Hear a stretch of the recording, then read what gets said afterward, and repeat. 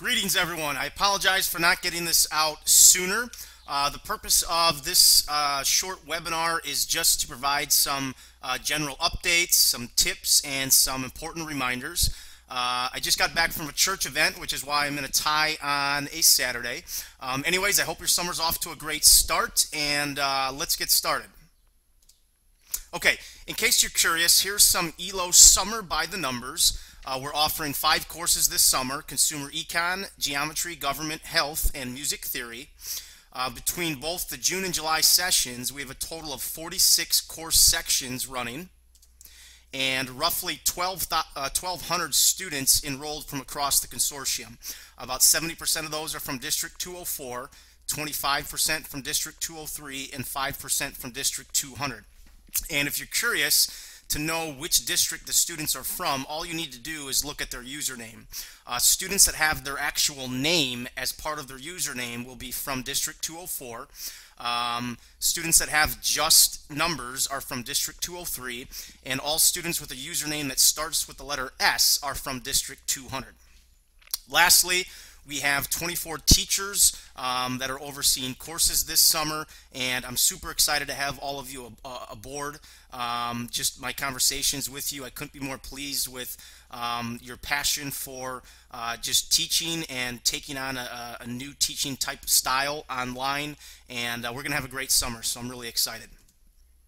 Okay, a little bit about your student profile. You can assume that in your course, your students are going to fall into one of 3 categories: your high flyers, your natural flow flyers, and your low flyers. Usually in a summer online course, your high flyers are probably going to be about 10 to 25% of your class. These are the students that are probably taking a course to free the room in their schedule for next year for other courses that they want to take. Many of these students might be your honors or AP kids, and a lot of these students are going to be the ones that need to finish their summer course early so that they can go on vacation, camps, etc. Tips to remember when working with these students: within reason, provide them the flexibility they need to accommodate their needs. The majority of your students are going to be your natural flow flyers, about 50 to 80% of your course. These are going to be the students that are going to follow your pacing guidelines to the letter of the law and will probably submit their final exam on the very last day of class. These are students that are going to need not a lot, but occasional prodding and reminders. Tip: we want to make sure that these students remain on pace. We want to make sure that they don't fall into the low flyer category, that if anything else, we can help them move to the high flyer category. It's going to be important to have frequent check-ins with these students, frequent reminders, and calls home will be key. Then, as you know, you're going to have a small set of students, probably 10 to 25% of your class, that are going to be your low flyers. These are going to be the students that are going to be struggling to keeping pace with the tight summer schedule. These are going to be the ones that are going to struggle with managing their time and perhaps just struggling on how to learn online, because for many of them it'll be their first time taking an online course. The eLo office will help you reach and support these students. You will be able to identify the students that are going to struggle in your summer course probably within the first 2 days of the class. Okay, some general tips. Whether you're teaching in a face-to-face course, a blended format, or an online format, the Harry Wongisms still apply. Ultimately, the teacher's key, as you know. No matter what type of course you teach, generally the student success is all going to come down to the quality of the teacher. And so the Harry Wongism still applies. Students still want to know, who are you as a person? And I know with summer it's a little bit harder to connect with students on a personal level because the classes only run for 3 weeks. But students still deserve to know, who are you, not just on a professional level, but what are your hobbies? Share a little bit about your family. Students enjoy and appreciate learning a little bit more about their teacher, other than that you're the one that's delivering them their instruction. Students are still going to want to know, what are the most pressing expectations and policies? And although this information is in the syllabus, we know that a lot of students aren't going to read the syllabus, or they're going to quickly glance over it. And so I encourage you to pull out the most pressing expectations and policies that you have for your students and remind them of that information through either a class announcement or a course email. Students are going to want to know, how am I going to be graded, and specifically, when can I expect my grades to be entered inside Canvas? And if you can hammer home the answers to these types of questions and other similar questions to the students, you're just going to make your life a little bit easier by having to answer less student emails. Other tips: phone calls in the short duration of summer school, with classes only running 3 weeks, always trump emails, especially for those students that are struggling. Those students that are struggling probably aren't going to read their emails, because one of the reasons they're struggling is they're not spending enough time in the course. And so I encourage you to find time and make direct calls home with those students. And again, the eLo office will certainly help support you with that. Stay connected. I encourage you to download the mobile Canvas app. That way you're connected to your course wherever you are, including when you're not at a computer. Add your phone to the notification preferences to receive text alerts. That way, no matter where you are, if a student sends you an email, you'll get an alert to your phone. You can read the email, and then you can determine, all right, this is a more pressing message from a student. I should probably follow up and send them a message back through my phone right away. Or this isn't as pressing, I can wait till the next time I'm in front of a computer. Leverage the analytics present inside Canvas. What are the students? How long have students X, Y, and Z access their course? Which ones aren't spending enough time? What are the students that are struggling on quizzes? Things of that nature. And find a routine that works for you. Balance and variation are key. It's very easy teaching online to get yourself burned out. It's okay to take breaks. It's okay to let your students know that you have a life outside. Okay. Earlier I referenced the eLo student action request form. When you can, if you have a request of extra support you need, or something you need for a student, if you can remember to use the eLo action request form, that will really help our office out. Again, the purpose of that is to make sure that we can address your request in the most timely fashion possible. But the other indirect advantage is, at the end of the summer, we'll also have a central location to see all the different types of requests that came in, and it'll allow us to identify patterns of areas of weaknesses that we should improve on moving forward. So how do you access the request form? If you go to courses, everybody has access to the eLo Faculty Success Center.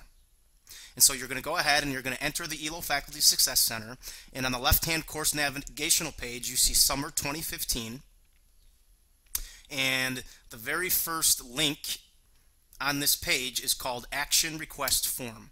Go ahead and select that, and it's a very simple form, and this will allow us to gather every piece of information we need without having to kind of have that ebb and flow of back and forth email. All of your names are already loaded in, your emails are already loaded in. Go ahead and select the course, and then select the reason for the submission. What is it that you need extra support on, whether it's for you or for the students? Go ahead, and if it's for a student, enter in the student's last and first name. And then lastly, provide us as much information as possible related to your request. And after that goes through, on our end, we'll have access on one central location to all the different requests. And then from there, the eLo office can kind of filter out who is responsible for following up on that request, and we can kind of keep each other in checks and balances on what requests are in process, who needs help, and which ones have been resolved. And so again, if you could remember to do that, that would be outstanding. But again, by any means, you know, if there's an emergency or anything like that, please just send me a direct email or a phone call. Otherwise, funnel everything through the eLo action request form. Thank you. Earlier I mentioned encouraging everyone to set up personalized notification preferences so that you stay connected to the course. And so I just wanted to show you how to do that for those of you that are interested. Step one, after you're logged into Canvas, you're just going to select Settings. And on the setting pages, as you can see, I have my email address added, my Twitter handle, and my cell phone number. And so if you want to receive notifications to your personal or work email, you would just select Add Email Address. If you want to receive notifications to your cell phone, you would select Add Contact Method. And after you do that, on this same page, you're going to go to Notifications, and then you're going to see various columns for all of the different contact outlets that you created. And from here, you can schedule when you want to receive notifications and to which different contact outlet. The one that I encourage everyone to do is receiving text messages to your cell number. And there's probably only one primary purpose for you to do that, and that would be conversations. And so I encourage you to set added to conversation and conversation method to ASAP. And what that means is if a student copies you on an email or sends you a direct email, you'll receive an alert to your as a text message to your cell phone right away that will show you who's contacted you and what the message is. And again, you can kind of play around with this page, and maybe there's some other options that you want to stay connected with, but at the very least I encourage everyone to set up notifications right away to your phone for emails. All right, let's talk a little bit about course analytics. I'm just inside John Nofke's course, and I just wanted to make sure everyone's aware on how to access statistics for your students. There's a couple different ways to do it. First, if you select people, and again, whatever's grayed out here means it's hidden from student view, but you as the teacher have access to all of these links. So let's go ahead and select people, and on this page it's going to show you all of the students enrolled in your course, and specifically it'll tell you when the last time was that a student accessed the course and how much total time the student has spent in the course. So for example, this top student logged in on June 9th, and since the student joined the class, all right, we're almost done here. Just a few last minute reminders. One, tomorrow morning, as soon as I get up, I'm going to publish the courses one day early. So June 14th for session 1 and July 5th for session 2. Beginning on June 15th and July 6th, the first day of each session, the eLo office is going to go into all the courses. We're going to identify those students that haven't logged in, and we're going to start making direct phone calls home to those students and kind of see what's going on. Do you still want to be in the course? Are you dropping? Whatever the case might be, we're going to start reaching out to those students immediately on the first day. Students and parents may only view grades inside Canvas. When the summer term ends, grades are going to be transferred and entered inside each district's SIS portal, Infinite Campus, Synergy, and eSchool. No action needed on your end other than ensuring that final grades are complete inside Canvas July 9th for the first session courses and July 30th for the second session courses. After that, we'll take care of transferring everything else from there. If a student inquires about dropping the course, simply just direct them to contact the eLo office and we'll take care of that for you. If a student does drop a course, we'll send you a message so that you know, that way you're not contacting a student that's already dropped the course. And if they do drop the course, we'll go ahead and remove them from Canvas as well. In a few weeks, we're also going to send all of you an end-of-course feedback survey that we ask you to deliver to your students. I want to take advantage. We have 1,200 kids signed up, and it's a great sample size to get feedback, not just for summer, but for the online format as a whole on what we can do to make improvements and changes. And I'll also be sending you, as staff members, staff surveys to take so that we can continue to improve on summer school for next year based on how it goes this year. All right, lastly, I just want to simply thank you. I know summer is a lot of times, it's meant for vacations, time with your family, or simply just to relax.